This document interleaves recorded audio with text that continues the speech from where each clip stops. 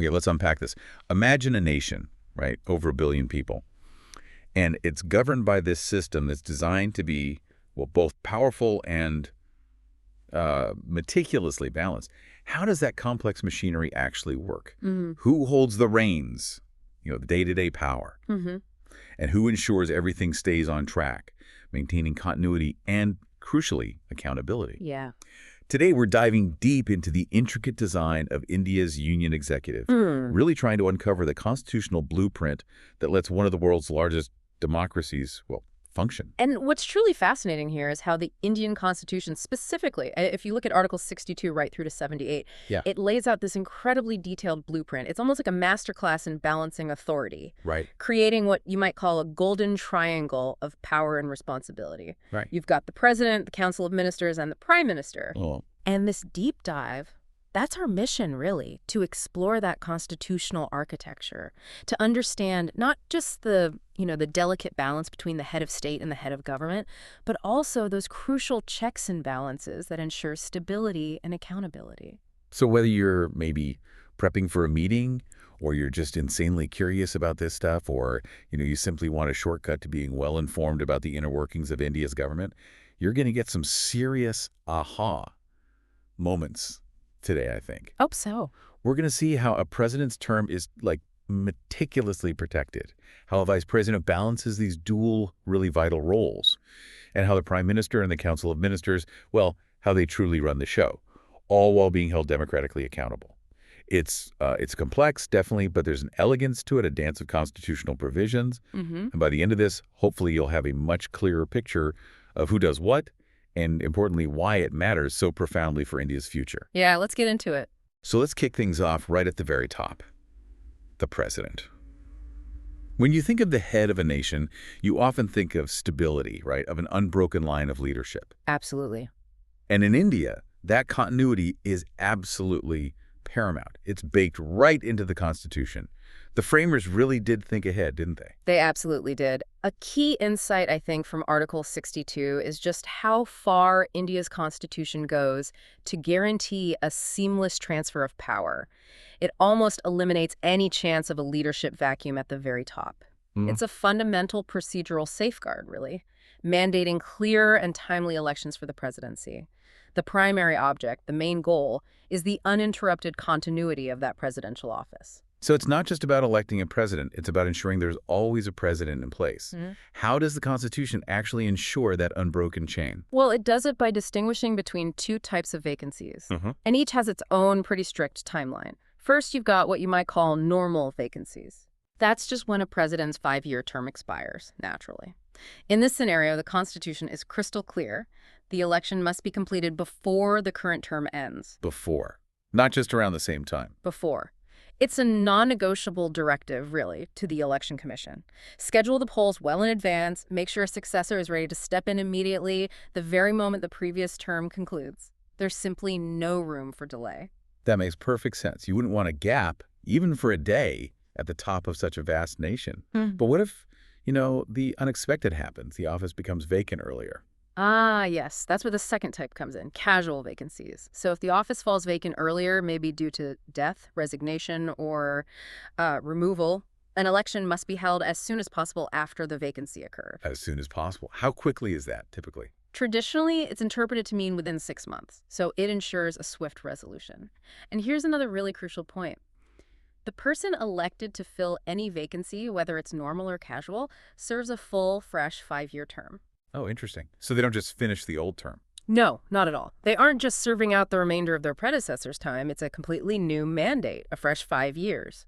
That phrase, shall be completed, sounds incredibly strong, very mandatory. Is there any wiggle room at all if unforeseen circumstances crop up? Like, really unforeseen? Well, the language is indeed mandatory, not directory. That's the legal phrasing. It means there's no discretion, zero. The Election Commission must adhere to these timings. The Supreme Court has even invoked this old legal maxim, lex non cogit ad impossibilia. Which means? Basically, the law doesn't demand the impossible. But even while saying that, the court stressed that practical challenges, however difficult, cannot excuse the core constitutional duty to ensure presidential continuity. The spirit of the law absolutely demands prompt action to prevent any kind of void. Can you give us a sort of vivid picture? How does this actually play out on the ground? Sure. Let's imagine a president's 5-year term ends on, say, July 24th. Under Article 62, the new election must be finished by that exact date, no later. Right. So this means the Election Commission would typically schedule the polls maybe a month or two beforehand, leaving enough time for counting and results. Now think about a casual vacancy. If a president were to resign with, say, 7 months left in their term, the Election Commission must call polls pretty much immediately and complete them within 6 months. The office simply cannot remain vacant for an extended period. And the courts have consistently backed this up, this strict timeline. Absolutely. There was a landmark ruling, the presidential election case back in 1975. The Supreme Court firmly held that Article 62's timings are mandatory in character. Mandatory. Mandatory. This solidified the constitutional directive to prevent any void, even if, for instance, a state legislature happened to be dissolved at the time, which could potentially complicate the Electoral College. Yeah. The court said, nope, election goes ahead. Similarly, the court has ruled that any disputes about an election, any legal challenges, must wait until after the election is over. They have to be filed as post-election petitions. Ah, so you can't stop the process beforehand. Exactly. It ensures that prompt elections aren't derailed by preemptive legal battles. It channels all challenges to after the fact, protecting the integrity and timeliness of the electoral process itself. So India's system seems very, very clear-cut about this continuity.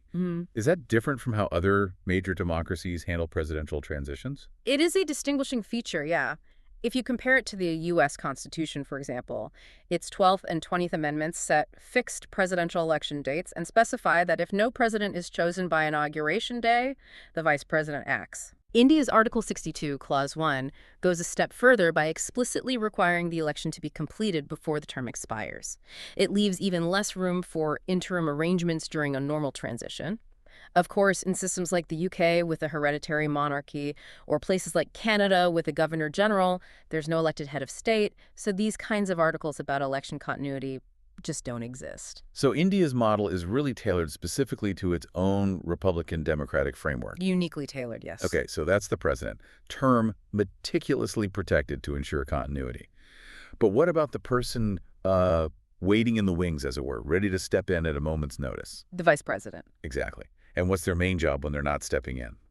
That brings us to the vice president, who seems to wear a couple of very important hats in India's unique system. Let's start with Article 63. It's remarkably concise, incredibly short, yet really powerful. It just says, there shall be a vice president of India. Simple as that. Just states the fact. Just states the fact. But this short sentence isn't merely a declaration. It constitutionally entrenches the office as the second highest in the nation. And its fundamental purpose is really twofold. Which are? 1, to ensure there's a designated successor ready for the president. 2, to provide a nonpartisan chair for the upper house of parliament, the Rajya Sabha. So it guarantees both executive and legislative continuity. So it's like a foundational statement, establishing the position, but without getting into the nitty-gritty of functions or powers yet. Exactly that. It purely establishes the office. All the details, term, powers, duties, they get defined in the subsequent articles. And this constitutional entrenchment means Parliament can't just decide to abolish the post or intentionally leave it vacant. It's a clear declaration. This office exists, it's permanent, sets the stage for everything else. Does this specific office, the vice presidency, have many parallels in other government systems globally? Well, most presidential systems, like the U.S., they similarly have a vice president.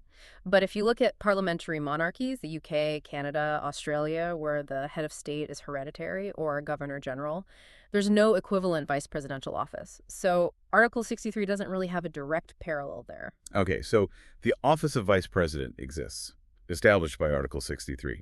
But what does the vice president do day to day when they're not potentially stepping in for the president? This is where their legislative role becomes really important, right? Precisely.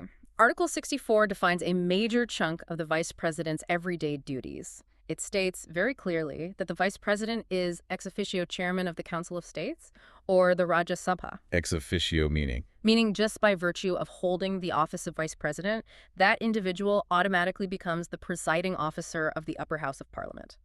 The core idea here is to place the chair of the Rajya Sabha in the hands of a nonpartisan constitutional officer, someone distinct from a speaker elected from within the house's party politics, which is what happens in the Lok Sabha, the lower house. So it promotes impartiality in the upper house. That's the goal, yes, to help foster impartiality in legislative proceedings. And what about that office of profit clause?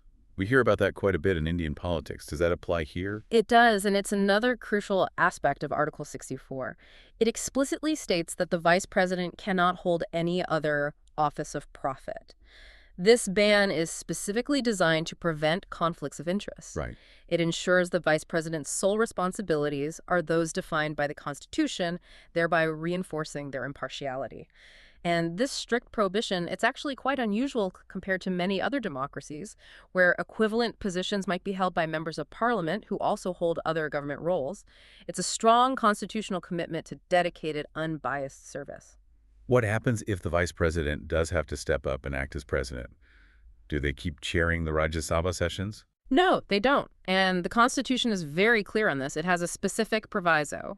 When the vice president acts as president under Article 65, which we'll get into next, they do not perform Rajya Sabha duties. And importantly, they do not draw the chairman's salary during that period. Okay, so clear separation of roles and pay. Exactly. Ensures clarity. In practice, you'll often see the vice president presiding over Rajya Sabha sessions, keeping order, ensuring debates run smoothly. For instance, when M. Venkaiah Naidu was elected vice president, he had to give up his legislative seat, any seat he held, Lok Sabha or Rajya Sabha nomination, precisely as required by this provision, working together with Article 66. That sounds quite similar in a way to the U.S. vice president's role as president of the Senate, doesn't it? It is indeed analogous, yeah. But there's a subtle yet significant difference. While the U.S. vice president usually only votes to break a tie, The casting vote. the casting vote, exactly, the Indian vice president, as Rajya Sabha chairman, actually participates more normally in deliberations and also has a casting vote if there's a tie. So they have a slightly more active, more integrated role in the legislative process compared to their American counterpart. Okay, so the vice president exists, Article 63, and chairs the Rajya Sabha, Article 64. But the other really crucial part of their job, the one that ensures that absolute continuity at the very top of the executive, is that role as presidential backup. How does the Constitution ensure that this transition, if needed, is completely seamless? Yeah, Article 65 is absolutely critical for this constitutional continuity.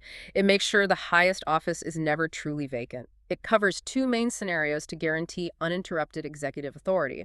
First, if the president's office becomes permanently vacant, maybe due to death, resignation, removal of the shim, the vice president shall act as president until a new president is elected. Shall act, so it's automatic. It's an immediate automatic step in. No formalities needed. They just assume the role. And what about more temporary situations? Like if the president is just ill for a while or traveling abroad on state visits? That's the second scenario Article 65 covers. If the president is temporarily unable to discharge their duties, perhaps due to illness or absence from the country, the vice president shall discharge the functions of the president. Okay, act as versus discharge the functions. Is there a big difference? Well, the courts have interpreted both act as for a permanent vacancy and discharge for a temporary absence pretty broadly. Essentially, the acting vice president has all the powers of the president. There's no real distinction in their authority, whether the president's absence is temporary or permanent. So when the vice president steps in, for whatever reason, they become effectively the full president for that period. Yes, absolutely. During such times, the vice president exercises all presidential powers, enjoys all immunities, and is entitled to the president's full emoluments, the full salary and benefits. This ensures the highest office is never truly vacant and that the functions of the state continue completely unimpeded. We saw a real-world example of this. When President Zakir Hussain died in office in 1969, Vice President V.V. Giri immediately became acting president under Article 65. Okay. And similarly, when a president is on official foreign travel, the vice president just discharges the presidential duties back home without any further ceremony. It's seamless. That's a very strong guarantee of continuity. Have there been any sort of legal challenges or questions around this seamless transition? Well, the normal operation of Article 65 hasn't really faced much questioning, it's quite clear. But the Supreme Court has definitely affirmed the full scope of the acting president's powers. In a significant judgment, Dr. S.R. Balmai v. Union of India from 1994, the court observed that even discretionary functions, the ones where the president might normally have some leeway, must be performed by the acting president just as the president would, as per Article 65. And there's also this pragmatic legal idea called the de facto officer principle. Even if, theoretically, a person were later found not to have been duly elected as president, maybe through a challenge under Article 71, all the official actions taken by the acting president up to that point are treated as valid. Ah, so it protects past decisions. Exactly. It preserves governance stability and prevents administrative chaos. Things don't get undone retrospectively. This system sounds very clear-cut, maybe simpler than some others. It does seem quite straightforward. It parallels the U.S. 25th Amendment, which deals with presidential succession. However, India's Article 65 is arguably simpler, providing for that automatic succession without needing the president to formally declare inability or requiring Congress to confirm it. Right. Which actually raises an important question for you, the listener. What happens if both the president and the vice president offices were to become vacant at the same time? It's unlikely, but possible. A double vacancy. Yeah, what then? That's a contingency that Article 70 is specifically designed to address. It's the ultimate safety net, and we'll definitely get to that crucial provision a little later on. Okay, looking forward to that. Now, connecting this back, you said the way the vice president is chosen and stays in office is designed specifically for India's system. Yes, if we connect this to the bigger picture, the way the vice president is chosen and maintained in office is distinctively designed for India's parliamentary system. It reflects their unique blend of executive and legislative responsibilities. It's not just a matter of who occupies the office, but how they come to hold it, ensuring democratic legitimacy for that role. Okay, so how does one become the vice president of India? Is the election similar to the president's, or are there, as you suggested, significant differences in how this crucial role is filled? That's a great question. And yeah, there are key differences. And these differences really highlight the vice president's more central role within Parliament. Article 66 governs this election. The vice president is elected by an electoral college comprising members of both houses of Parliament. Both houses. So Lok Sabha and Rajya Sabha MPs. Exactly. Only members of Parliament, no members of legislative assemblies from the states, the MLAs. Ah, that's a big difference from the president's election. It's a crucial distinction, yes. The exclusion of state MLAs underscores the vice president's primary function being more, let's say, restricted to the center, particularly that role as Rajya Sabha chairman. The voting system itself uses proportional representation by means of the single transferable vote, and it's done through a secret ballot. Sounds complex. Why that system? It's a sophisticated method, yeah, but it's designed to ensure the vice president enjoys broad support from across Parliament.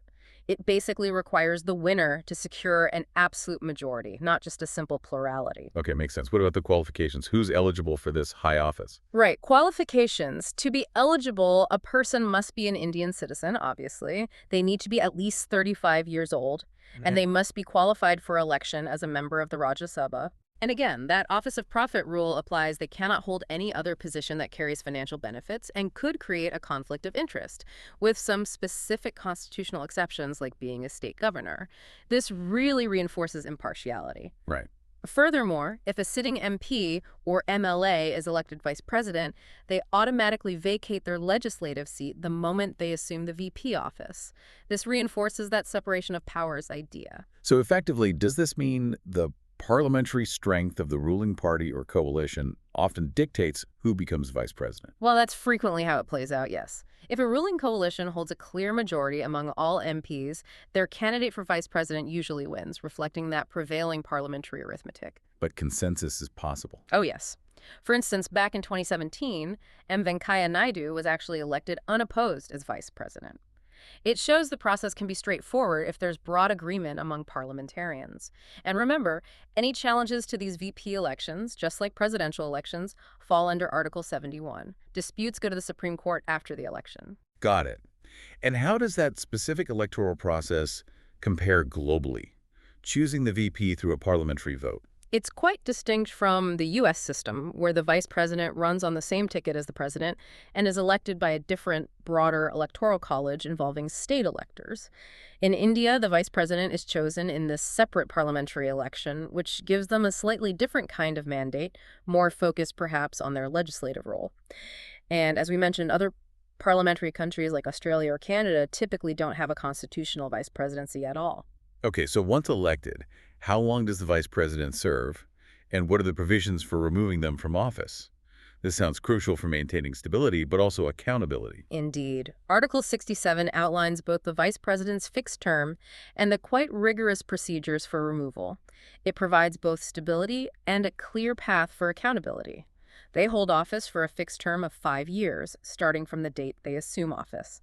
This mirrors the president's term, which contributes to institutional stability. And they can resign. Oh, yes, they can resign any time by writing to the president. But removal is a different story. It's a specific, deliberate legislative process. A resolution for removal can be initiated only in the Rajya Sabha, the house they chair. Only in the Rajya Sabha, not Lok Sabha. Correct. Initiated only there. And it needs to be passed by what's called an effective majority. That means a majority of all the then members of the council, not just a majority of those present and voting. It's a higher bar. Okay. And then that resolution needs to be agreed to by the Lok Sabha, plus a 14-day notice is required before such a resolution can even be moved in the Rajya Sabha. Wow, that sounds like a pretty high bar for removal. Yeah. It's definitely not something that can be done lightly or, just on a political whim. Exactly. The high threshold is designed to ensure the vice president cannot be unseated on fleeting political grounds. It underscores the importance and constitutional stature of the office. It's sort of akin to an impeachment process, but procedurally simpler, focusing on parliamentary resolution rather than a full judicial-style trial. It's accountability without making the office vulnerable to easy political maneuvering. Right. And, just like the president, the incumbent vice president continues in office until their successor enters office. This prevents any vacancy and ensures continuity.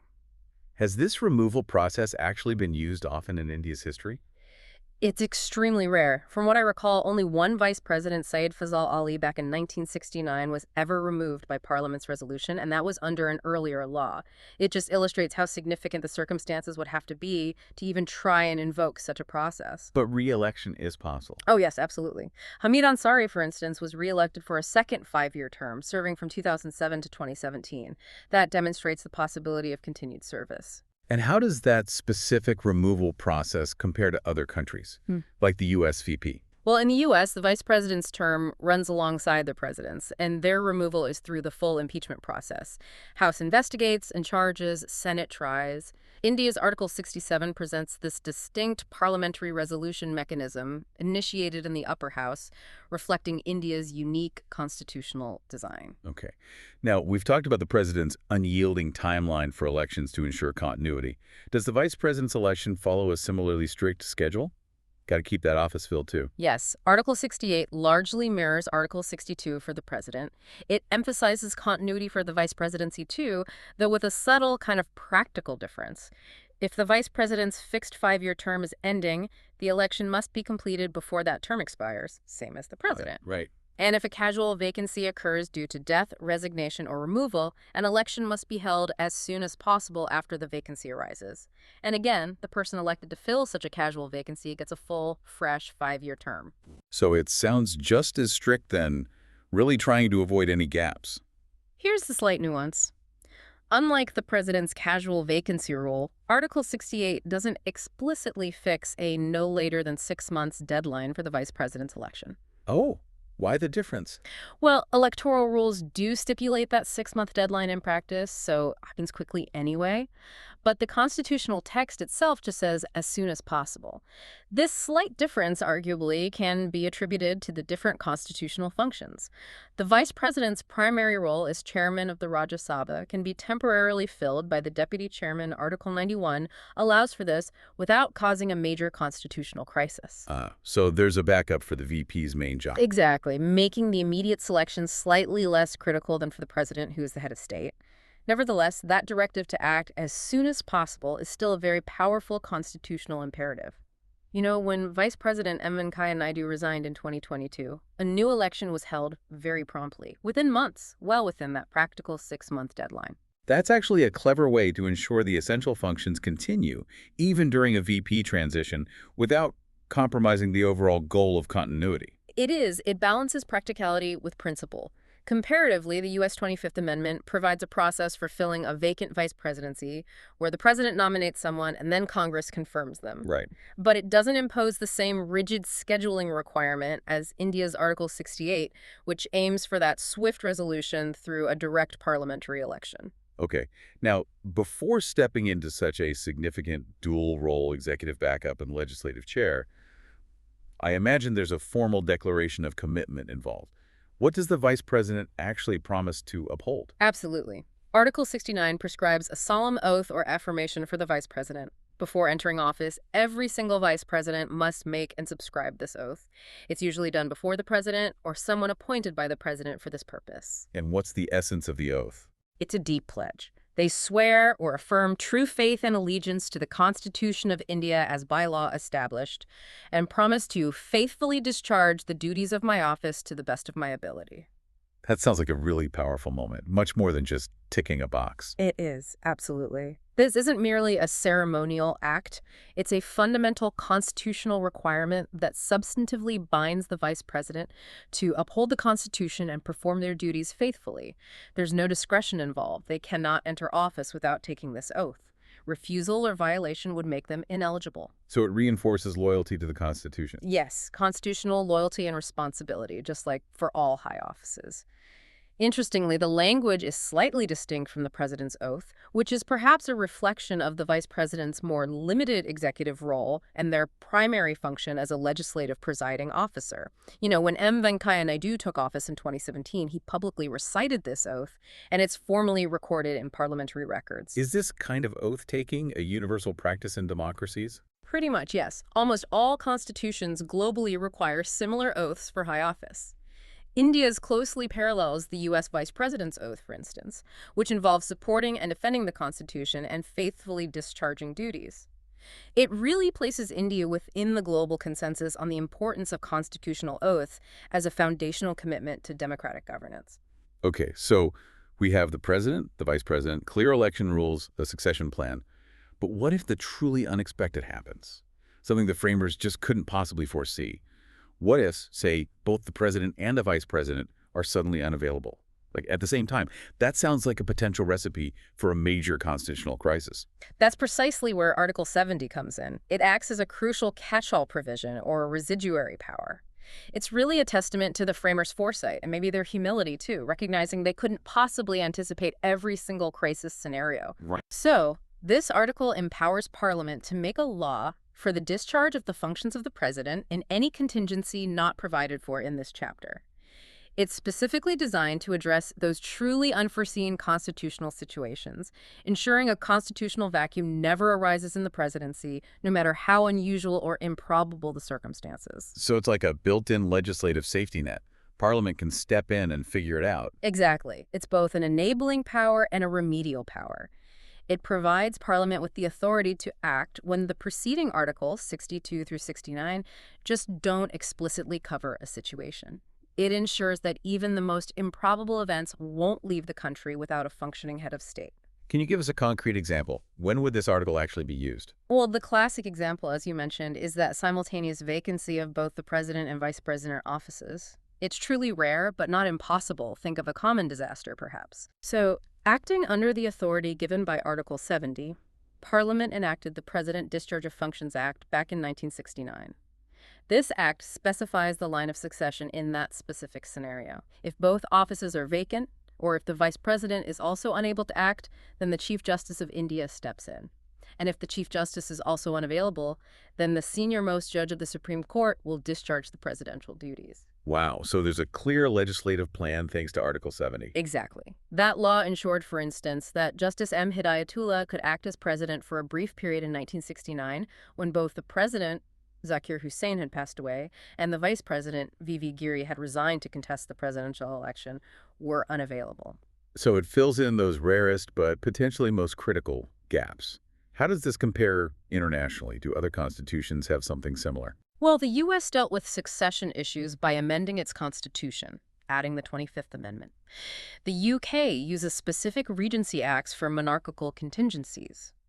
India's Article 70 is quite unique because it provides a built-in constitutional authorization for Parliament to address such gaps through ordinary legislation without needing a constitutional amendment. It's a proactive measure embedded right in the Constitution itself, showing a deep trust in the legislature to resolve future uncertainties as they arise. That's fascinating. Now, this leads us to another crucial consideration. With such critical offices at the very top, how are disputes about their elections actually handled? Who gets the final say when there's a challenge to the election of a president or vice president? Yeah, that's a critical point. It seems like it could get very political, very messy, very fast, if not handled carefully and definitively. Exactly. Which is precisely why Article 71 is so important. It basically takes the whole issue out of the political arena and centralizes election litigation in the highest court. This ensures a final, authoritative judicial determination, reinforcing the rule of law. The article states very clearly that all doubts and disputes related to presidential and vice presidential elections are to be inquired into and decided exclusively by the Supreme Court. Exclusively. So no high court, no other body. Exclusively. Only the Supreme Court, and its decision is final. No other court has jurisdiction over these specific election disputes. Okay, so the Supreme Court is the sole arbiter. But what happens if, down the line, an election is found to be invalid? Does that mean everything the president did during their time in office is suddenly null and void? That sounds like chaos. That's a vital concern, and Article 71 addresses it very pragmatically, using something called the de facto officer doctrine, which is embedded right there in the article. It says that if an election is later declared void by the Supreme Court, any official acts done by the president or vice president in good faith up until that decision remain valid.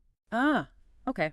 That makes sense. It's a crucial measure to protect the validity of governmental acts and prevent administrative chaos.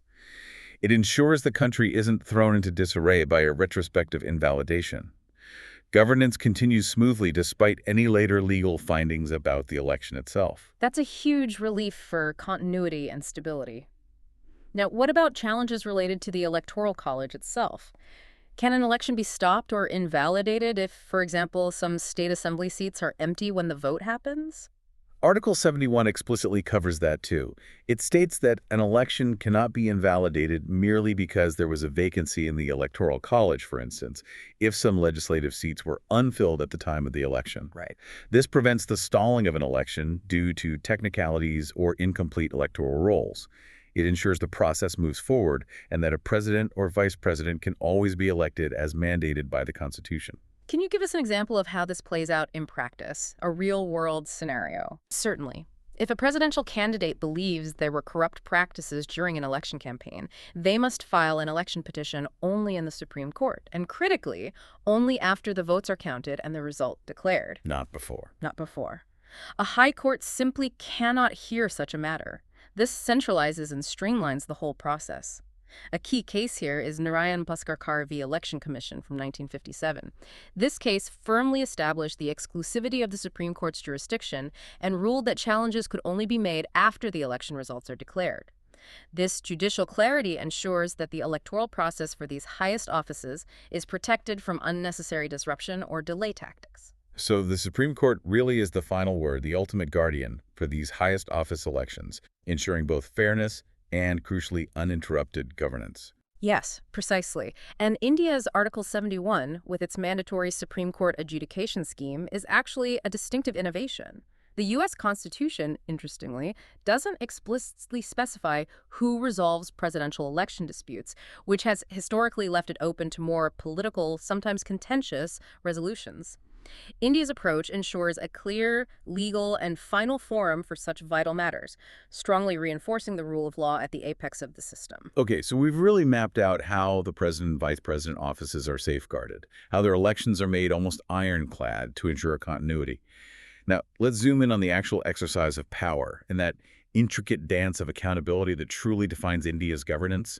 This is where the rubber really meets the road, isn't it? Absolutely. This is about how the government actually governs. And we can start this section with a truly exceptional and, I think, deeply humane power vested solely in the president, the power of mercy under Article 72. This grants the president the ability to grant various forms of clemency. Like pardons. Yes, pardons, but also reprieves, respites, remissions, or the power to suspend or commute sentences. It's a whole spectrum of mercy. So it's kind of like a final override for the judicial system, a check on the absolute finality of court judgments, especially in really serious cases. Exactly. You can think of it like that. This power applies to persons convicted of offenses by court-martial or under any law relating to union matters, and here's the most crucial part. in all cases where the sentence is death. All death sentences. Wow. All death sentences. This is really an embodiment of that historic royal prerogative of mercy, from monarchical times, but now firmly placed within a democratic framework. It serves as a vital constitutional safeguard, truly the last resort for convicts. It exists to address the potential for judicial error, or perhaps evolving societal standards about punishment, or just excessive harshness in a particular sentence. The article also clarifies that this presidential power doesn't limit similar clemency powers held by Army officers under military law or by state governors for state offenses.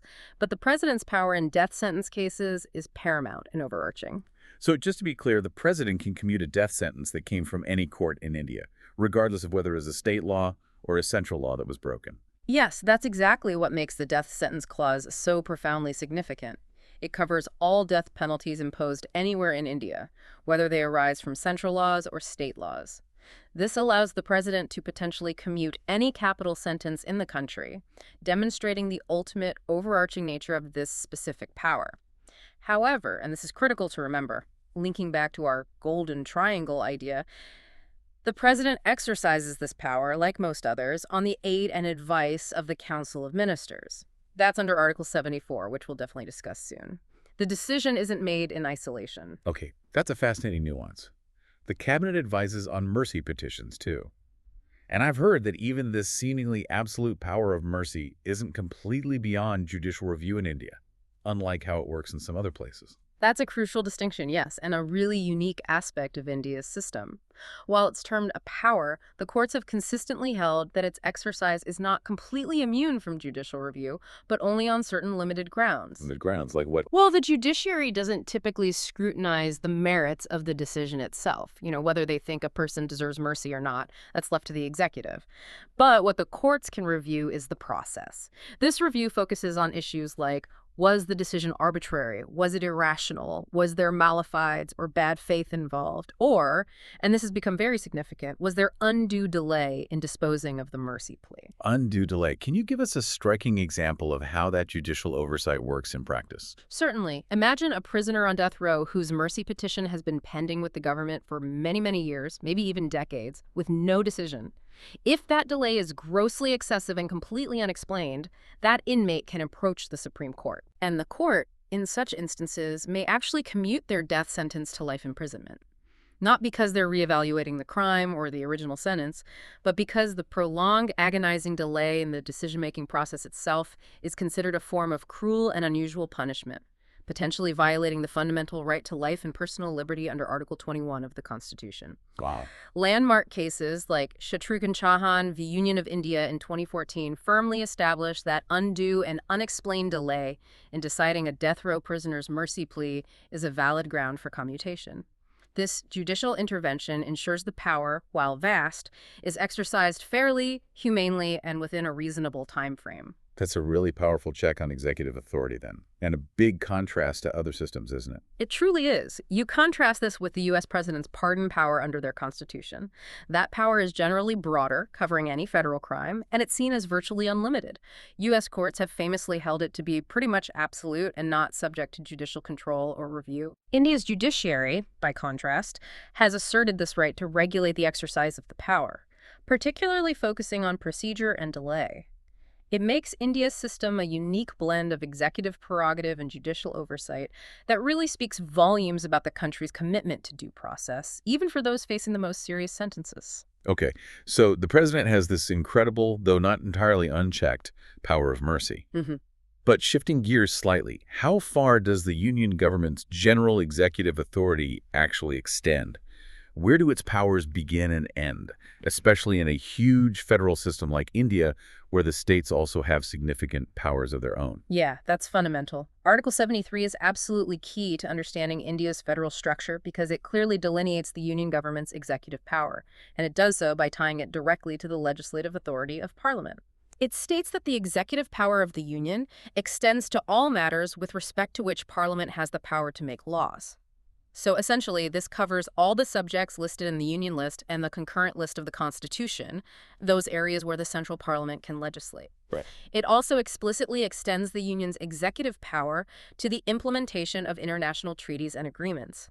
This gives the Union clear authority in executing foreign policy and fulfilling international obligations. So basically, if Parliament can make a law on a subject, the Union executive branch can enforce it or administer things related to it. Broadly speaking, yes. But, and this is the crucial point for India's federal balance, there's a really significant proviso in Article 73. It states that the Union's executive power does not ordinarily extend into any state on subjects that are exclusively in the state list. Ah, the state list subjects, like police, public order. Exactly, those kinds of core state functions. The Union can't just barge in unless it's expressly allowed by the Constitution itself, like during an emergency, or by a specific law made by Parliament that constitutionally permits it. This is a critical constitutional limit. It prevents the Union government from overreaching into the domains reserved for state governments, safeguarding state autonomy. Right. It also has a clause that preserves any pre-constitutional executive powers for states on subjects that were transferred to them until Parliament decides to legislate otherwise. So it's really about maintaining that delicate federal balance, making sure the center doesn't just stomp all over the state's jurisdictions without proper constitutional backing or specific legislation. Exactly, that's the core purpose. Right. This article explicitly enshrines the principles of federalism right into the executive structure. Now, for subjects on the concurrent list where the Union and the states can legislate if Parliament has passed a law, then yes, the Union executive may have a role in executing the central aspects of that law, even within states. Yeah. But for subjects exclusively on the state list, the Union executive power within a state is strictly limited. For example, as you mentioned, the central government cannot just unilaterally decide to set up its own police force within a state because police is a state list function. They'd need a specific constitutional provision, like president's rule, or a specific parliamentary law allowing it under certain circumstances. That's a very clear demarcation of power then, really designed to protect the federal character of the nation. It is. And the Supreme Court has consistently reinforced this interpretation. Again, in that landmark S.R. Bomai judgment from 1994, the court reiterated that Article 73 imposes a clear constitutional limit. The Union government cannot simply enforce its will in state subjects without enabling law or specific constitutional provision. This confirms that the plain intent of Article 73, which is to uphold the federal balance, is robustly enforced by the judiciary. And how does this compare to other federal systems, like the U.S. or Germany? It definitely resembles the U.S. Constitution's vesting of executive power in the president for federal matters, with their 10th Amendment reserving other powers to the states. India's unique twist, perhaps, is that explicit proviso regarding state list matters. It provides an even more granular textual limitation on central executive power than you might find in some other federations, really underscoring India's commitment to a kind of cooperative federalism. Okay. This leads us, I think, right to the heart of India's parliamentary democracy. If the president is the formal head of state and the union's executive power has these defined boundaries we just discussed, who truly wields the day-to-day power? Who's running the show? Exactly. Here's where we meet the active engine of governance. Article 74 is arguably the most fundamental provision for understanding India's operational governance structure. It gets right to the core of who holds real power. So the president is the formal head, the symbolic figurehead perhaps, but the Council of Ministers is the real engine driving the nation forward. Precisely. Article 74 states unequivocally, "There shall be a Council of Ministers, Camille, with the Prime Minister at its head to aid and advise the President." Simple enough. But here's the truly crucial part, the phrase that defines the entire system. The President shall act in accordance with such advice. Shall act, not may act or should consider. Shall act. This singular article transforms the president into what we call a constitutional or de jure head, the holder of formal and symbolic authority, and elevates the COM, led by the prime minister, into the real or de facto executive. They are the ones wielding the actual governing power, making all the practical decisions day in, day out. So the president really doesn't have much independent discretion when it comes to executive decisions then. They are essentially bound by whatever the cabinet advises. Very little indeed. Very limited scope for independent action. This principle is the absolute cornerstone of India's parliamentary democracy. It ensures that executive functions are run democratically by elected officials, the ministers who are accountable to parliament, specifically the Lok Sabha, not by an unelected head of state. But there is one check the president has, right? The ability to ask them to rethink. Yes, that's a vital check, albeit limited. It was added by the 44th Amendment back in 1978. The president may require the Council of Ministers to reconsider their advice, but only once. Only once. Only once. However, and this is absolutely key, after such reconsideration, if the council sticks to its original advice, the president must act on the advice tendered. They are constitutionally obliged. So this gives the president a limited but potentially significant power to pause, to ask for reflection, to encourage collective review if they have serious reservations about a decision, but ultimately they must follow the cabinet's reaffirmed decision. So it's not just a political convention, like maybe in the UK historically. In India, it's a legally binding constitutional mandate that the president acts on the council's advice. Absolutely. It's a firm constitutional command, not just a convention. And the Supreme Court jurisprudence has been absolutely definitive on this point. In landmark cases like Shamsher Singh v. State of Punjab 1974 and UNR Rao v. Indira Gandhi 1971, the court definitively settled that the president must act on the Cummins advice in all but a very few explicit circumstances, essentially formalizing this relationship beyond doubt. Okay. And more recently, in the Supreme Court Advocates on Record Association case in 2015 concerning judicial appointments, the court reiterated again that the president has no independent discretion except where the Constitution expressly grants it. And what about the confidentiality of this advice? Can courts demand to know what advice was actually given to the president on a particular matter? No, they cannot. Clause 2 of Article 74 explicitly states that the question whether any, and if so what, advice was tendered by ministers to the president shall not be inquired into in any court. This protects the confidentiality of cabinet deliberations, which is considered essential for the smooth functioning of government and for the doctrine of collective ministerial responsibility, that idea that the entire cabinet presents a united front and stands or falls together.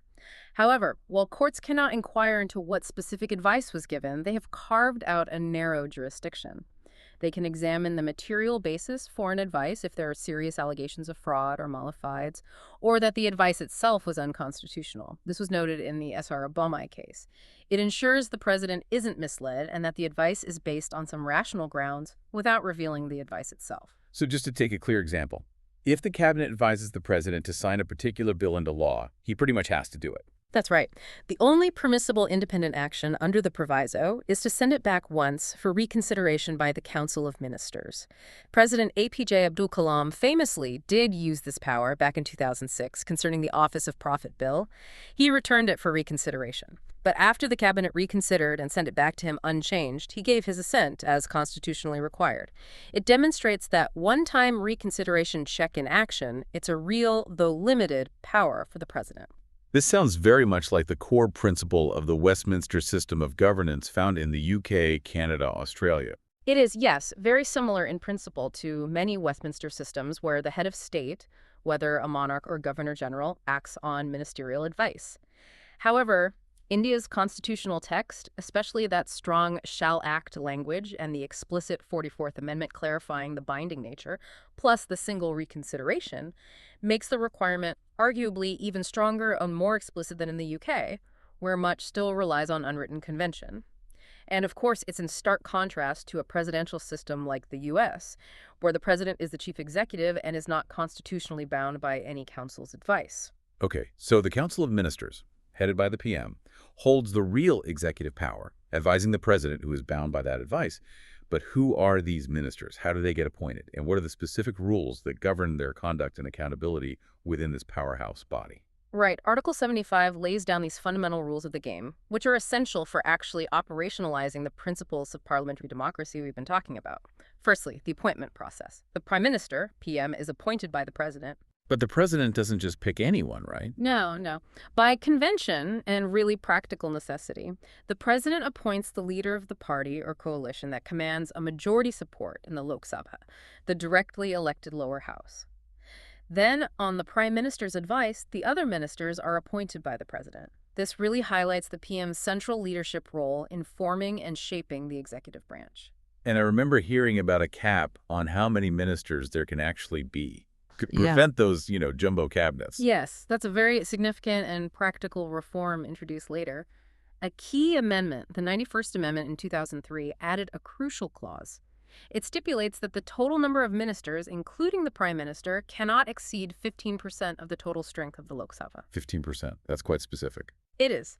This was introduced primarily to address issues of political instability, prevent the creation of oversized ministries just to satisfy coalition partners, and importantly, to curb defections motivated by the promise of ministerial positions.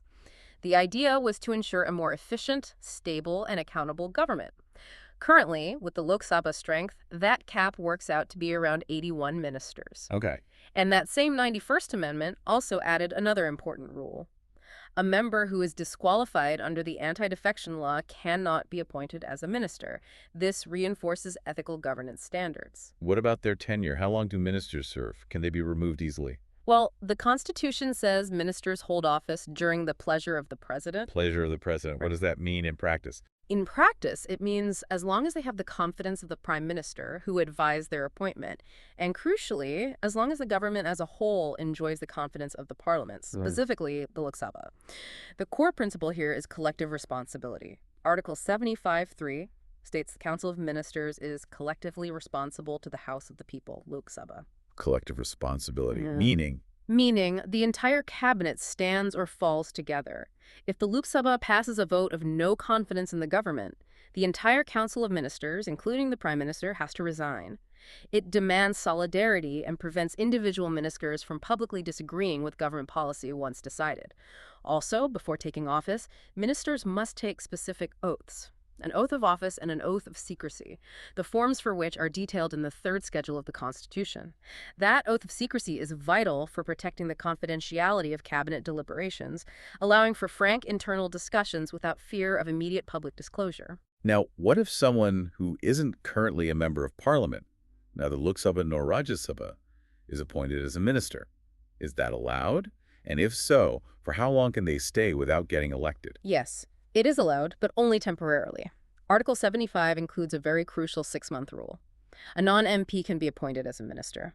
However, they must become a member of either House of Parliament, either by winning an election to the Lok Sabha or getting nominated elected to the Rajya Sabha within 6 consecutive months of their appointment. 6 months. And if they don't manage that? If they fail to become an MP within those 6 months, they automatically cease to be a minister. They have to resign. This rule ensures that ministers ultimately derive their legitimacy from being members of the legislature, preventing long-term rule by unelected individuals and upholding core democratic principles. And the Supreme Court, in a case called B.R. Kapoor v. State of Tamil Nadu, 2001, clarified that this 6-month window is a one-time opportunity per legislative term. You can't keep reappointing someone unelected every 6 months. The court called that a potential fraud on the Constitution. Okay, it sounds like a very structured system, really designed for both efficiency in governing and robust accountability back to Parliament. It absolutely is. These rules in Article 75 really concretize the principles of parliamentary democracy. They define the structure, the limits, and the accountability mechanisms of the government.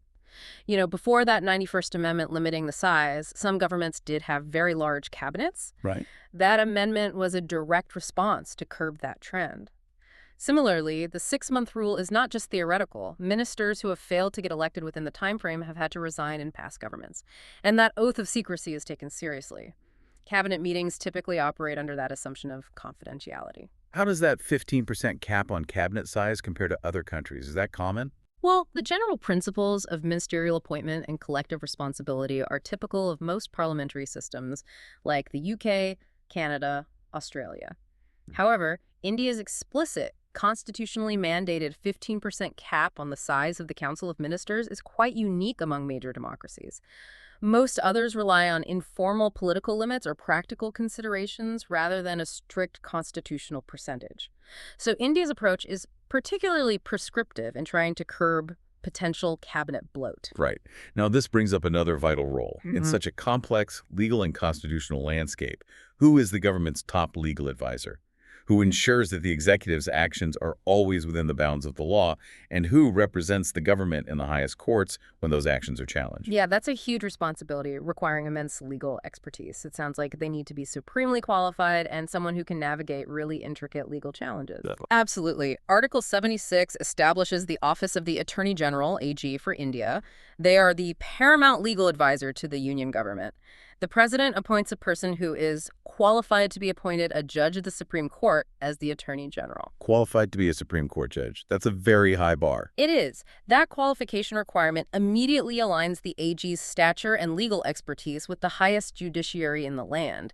It ensures they possess the necessary deep legal acumen for this critical role. So what exactly are the Attorney General's core duties then? What do they actually do? Their primary duties are, first, to advise the government of India on legal matters referred to them.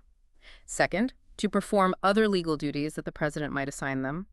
And third, to discharge any functions conferred on them by the Constitution or any other law. The core objective is really to ensure the union government always has access to highly qualified, ideally objective legal advice and a top-tier advocate. They provide opinions on the legality of proposed government actions, draft important legal documents, and, crucially, represent the government in significant court cases, particularly before the Supreme Court. Okay. And do they have special rights in court? Yes, the AG has the right of audience in all courts within the territory of India. This means they can appear and speak, representing the government, in any court in the country, from the lowest magistrate court right up to the Supreme Court. Now, are they considered part of the cabinet, like a minister of law? Or are they distinct from the political executive structure? That's a common question and a really important distinction. The AG is the highest law officer, a specific constitutional office explicitly mandated by Article 76, unlike other government lawyers or law officers. However, they are not a government minister. They are not part of the Council of Ministers, and they are typically not a member of Parliament either. So they're separate from the political cabinet. Does that help ensure objectivity? That's the ideal, yes. This separation ideally allows for more objective and impartial legal advice, keeping the role somewhat apolitical, even though, naturally, the AG is appointed by the government of the day and usually aligns with its broad policy direction. Constitutionally, they hold office during the pleasure of the president, which, again, in practice means they serve as long as the government wants them to. And their salary and conditions of service are determined by the president, not by Parliament. I seem to recall hearing that the AG also has some unique role in Parliament, even though they aren't usually a member. That sounds quite distinctive. You're absolutely right. That's another fascinating aspect. Article 88 grants the Attorney General the unique right to speak and to take part in the proceedings of Parliament. That includes both the Lok Sabha and the Rajya Sabha, and any joint sittings or parliamentary committees they might be named to. They can speak, but not vote. Exactly. They can speak, participate in debates, answer legal questions directly from MPs, explain the government's legal position on legislation, but they do not have the right to vote because they aren't elected members. This is a very distinctive feature that really underscores their constitutional importance as the bridge between the executive and the legislature on legal matters. How does India's Attorney General compare to the equivalent roles in, say, the U.S. or the U.K.? Good comparison. In the U.S., the Attorney General is a full-fledged cabinet official, the head of the Department of Justice, and requires Senate confirmation. It's a distinctly political appointment integrated into the cabinet. In the UK, the Attorney General is also usually a government minister and often an MP, part of the political executive. India's AG, by contrast, is distinct. They are constitutionally mandated, require that very high Supreme Court judge qualification, are constitutionally separate from the Council of Ministers and Parliament, though appointed by the government, and have that unique right to speak in Parliament without being a member. This structure aims to provide high-level, constitutionally backed legal counsel for the executive while maintaining a degree of formal independence from direct political office. You often see very eminent senior advocates serving as AGs, people like Soli Soorji or K.K. Venugopal in the past, and they frequently appear before the Supreme Court to present the union's view on critical constitutional matters. Okay, so we've got the chief legal advice sorted with the Attorney General. But thinking about the day-to-day running of government, how does the government actually express its decisions formally? Who signs off on everything, and how is it all formalized so that its actions actually hold legal weight? When you see a government order or a proclamation, how do you know it's legitimate and binding? Right, that's about the mechanics, the formalities. Article 77 lays down these critical administrative formalities for the union government. It ensures all actions are legally sound, properly authorized, and carry the weight of the state. It mandates, first, that all executive actions of the government of India shall be expressed to be taken in the name of the president. In the name of the president, why is that important? It serves to personalize the executive under the formal head of state, the president. This ensures constitutional continuity, the state acts through its head, and lends formal legitimacy to all government actions. It's a powerful symbolic act, but it also has legal significance. So technically, everything the central government does is officially done in the name of the president. But surely the president doesn't personally sign every single government order or notification for a country of over 1 billion people. That seems physically impossible. That's a crucial clarification, and you're absolutely right, it would be impossible. Article 77 addresses this directly with a very important provision that acts as a kind of legal fiction, but a necessary one. It states that orders and other instruments made and executed in the president's name are perfectly valid if they are authenticated in accordance with rules made by the president. Authenticated by rules, meaning Meaning the president makes rules specifying which officers, like a secretary to the government or a joint secretary, are authorized to sign documents on his behalf. And Article 772 says the validity of such an order, once properly authenticated by the authorized officer, cannot be challenged in court merely on the ground that it was not actually made or executed by the president himself. okay. So that provides the practical mechanism. Exactly. It's vital for practicality. Given the sheer volume of government business, the president simply cannot personally sign or oversee every document. This article allows authorized civil servants to act formally in his name, ensuring efficiency without compromising the legal validity or the formal authority of the president as the head of the executive. That makes perfect sense for efficiency and just making government work. What about how the government organizes its internal work? How does it decide which ministry handles what and how decisions flow internally? Clause 3 of Article 77 is equally important for that internal machinery. It empowers the president, acting, of course, on the advice of the prime minister and the cabinet, to make rules for the more convenient transaction of the business of the government of India, and also for the allocation of said business among ministers. So these are like the internal operating manuals. Precisely. These are formally known as the Government of India Transaction of Business Rules and the Government of India Allocation of Business Rules. They are the operational blueprint for the entire central government. They detail how files move between departments, how decisions are taken, which matters must go to cabinet, which can be decided by a minister, how responsibilities are delegated down the line, and ultimately, how the entire government machinery functions smoothly and consistently day to day. So these rules are really the detailed internal operating system for the entire central government. They must be quite important. Absolutely critical. You'll see their effect everywhere. Every central government proclamation, every appointment notification, every official order usually begins with words like, in exercise of the powers conferred by and in the name of the President of India. And if a petitioner were to try and challenge a government order in court by arguing, hey, the president didn't personally sign this specific document, Article 772 would likely defeat that argument very quickly, provided the order was properly authenticated by an officer authorized under the rules.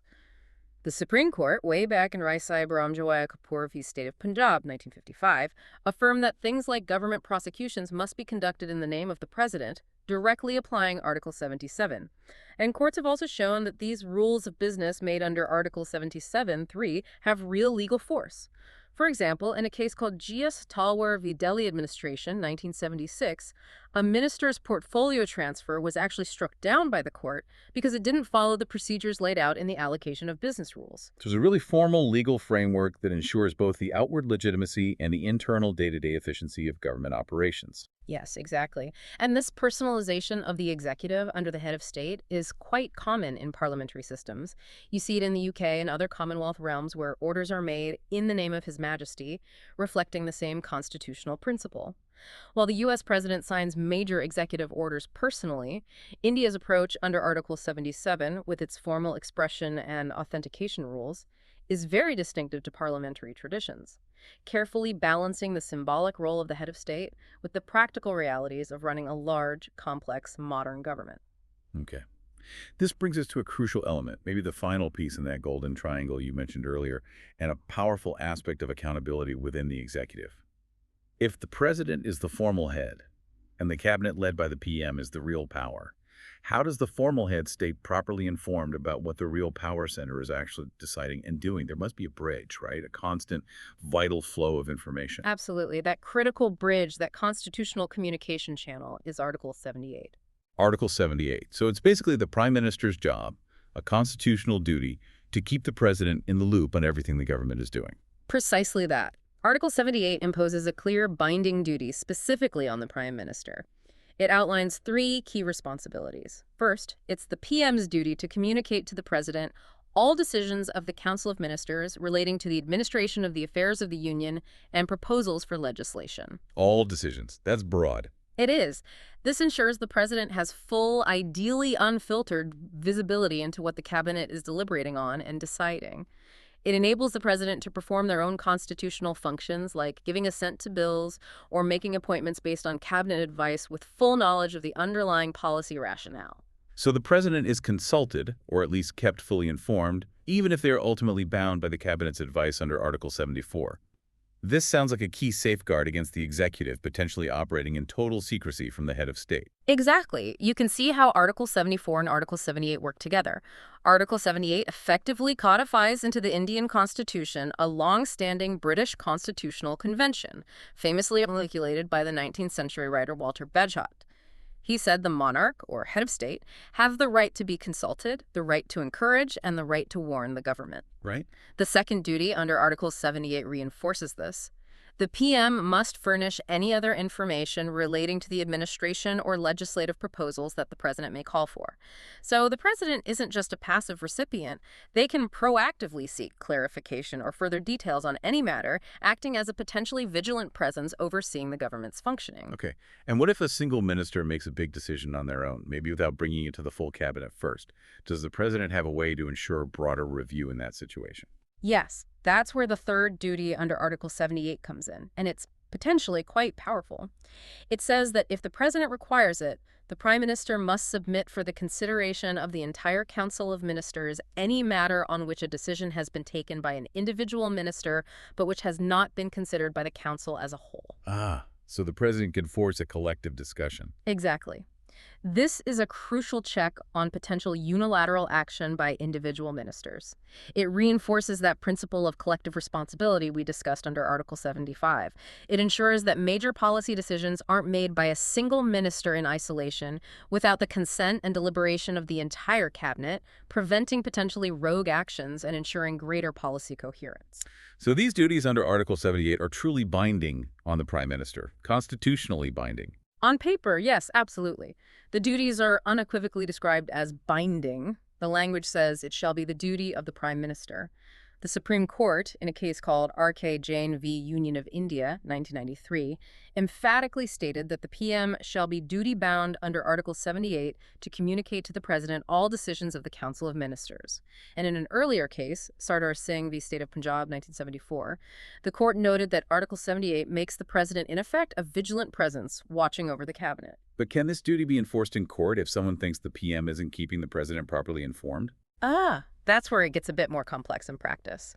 While the duty is constitutionally clear, judicial enforcement can be tricky.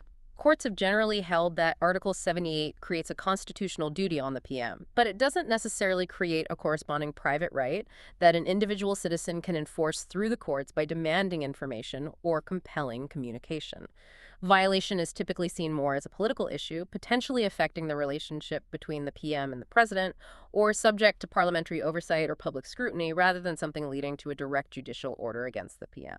So it relies more on established conventions, political norms, and the mutual respect between these two very high offices, rather than direct legal action to ensure compliance. Precisely. That seems to be the practical reality. In the day-to-day functioning, the PM's office usually has a dedicated secretariat that prepares regular summaries or reports of cabinet decisions for the president's secretariat, ensuring that continuous communication channel stays open. This flow of information is vital for the president to exercise their functions meaningfully. Few constitutions explicitly spell out such a duty in this detail. Most systems, like the UK, Canada, Australia, rely more heavily on unwritten conventions for the necessary liaison between the Prime Minister and the head of state. India's Article 78 is somewhat unique in being textually enshrined right there in the Constitution, underscoring the president's constitutional right to be kept informed and potentially consulted, ensuring an informed basis for their constitutional actions, like assenting to government decisions. Okay, so After exploring all these articles, 62 through 78, what does this all mean for you, for the listener? We've taken this deep dive into the intricate details, from the president's strict election timelines all the way to the prime minister's duty to keep the president informed. We've seen how continuity is absolutely paramount, how power is distributed, and how accountability is woven right into the fabric of India's constitutional framework. What's the big takeaway here about how this complex machinery actually works? Who really holds the reins, and who ensures everything stays on track? Well, what's truly fascinating, I think, is how these Articles 62 right through 78, they don't stand alone as a list of separate rules. They really do form what we can powerfully call that golden triangle of power and responsibility. You have the president, the Council of Ministers, and the prime minister operating in this meticulously designed, cohesive, yet quite nuanced system. Right, the triangle. Yeah. Article 74 clearly sets the stage, doesn't it? It makes the president the constitutional head, the formal authority, but bound by the advice of the Council of Ministers. They embody the state, they ensure continuity and legitimacy for all executive actions, like we saw in Article 77, where all executive orders have to be expressed in the president's name. And then, sitting within that framework, you have the Council of Ministers, led by the prime minister, as the actual active governing force, the engine room. Exactly. That's where Article 75 comes in. It operationalizes the whole thing by establishing the council's collective responsibility directly to the Lok Sabha, the People's House. It details the appointment, the size limits, the tenure of ministers, making them the active, decision-making governing force. They are the ones actually holding the reins of day-to-day governance, making policy, implementing laws, and being democratically accountable for it. And Article 78 then acts as that absolutely crucial communication link, the bridge, keeping the formal head of state fully informed about the real decisions being made by the head of government and the cabinet. Yes. That's the final side of the triangle. Article 78 creates that vital communication channel. It ensures the president isn't just a figurehead in the dark, but is kept fully informed about all decisions and legislative proposals. This allows the president to effectively exercise their informal, yet potentially significant, roll-the-roll badge hot talk about as a counselor, maybe a guide, sometimes a voice of caution, acting as a check on potential overreach, reinforcing stability and oversight without directly interfering with the real executive power held by the elected government. It's really a beautifully designed system, in theory at least, of checks, balances, and shared responsibilities, all aimed at ensuring effective, accountable, and continuous governance in one of the world's most complex and vibrant democracies. And woven throughout this entire framework, you can really see the judiciary playing that crucial role as a guardian, can't you? Constantly interpreting and refining these articles, making sure the spirit, not just the letter, of the Constitution is upheld. Absolutely. You can't understand the system without acknowledging the judiciary's impact. The courts have been absolutely instrumental in shaping this living blueprint. From the presidential election case, confirming those mandatory timelines for elections, preventing any vacuum, right through to Shamsher Singh v. State of Punjab, which definitively clarified the binding nature of the Council of Ministers' advice on the president. The judiciary has been the ultimate interpreter. Right. And even with powers that look almost absolute on paper, like the president's pardoning power under Article 72, the judiciary stepped in to impose limited review on the process, focusing on delays, arbitrariness to prevent injustice. That's a true hallmark, I think, of India's constitutional vigilance. So this isn't just a static set of rules from 1950. It's a dynamic, living blueprint for a functional democracy, constantly being shaped by political conventions, by changing political realities, and crucially, by ongoing judicial oversight, all working together to ensure that this complex machinery keeps running smoothly and stays on track. We've certainly journeyed through the intricate design of India's union executive today. We've uncovered how continuity is paramount, how power is distributed and actually exercised, and how accountability is woven right into the very fabric of its constitutional framework. It's really a powerful illustration, isn't it, of how a democracy tries to meticulously balance formal authority with real day-to-day governance, ensuring that while the symbolic head provides stability and continuity, it's the elected representatives who actively drive the administration. It really is. But this raises an important question, I think, for you to ponder as you reflect on all this. Despite all the meticulous written provisions in Articles 62 to 78, and despite all the judicial interpretations we've discussed today, how much does the ultimate effectiveness, the ultimate integrity of this golden triangle, the president, the PM, the council, truly rely not just on the text, but on the unwritten conventions, on the mutual respect between the offices, and perhaps most importantly, on the personal ethical conduct of the individuals who happen to hold these incredibly powerful positions at any given time. Does the spirit of the law operating beyond its literal text ultimately play an even larger role in maintaining democratic health? That is definitely food for thought. How much rests on the people, not just the paper? Well, we hope this deep dive has given you a much clearer understanding, perhaps sparked even more curiosity about the fascinating, complex world of constitutional governance in India. Join us next time on The Deep Dive, where we'll unpack another stack of sources just for you.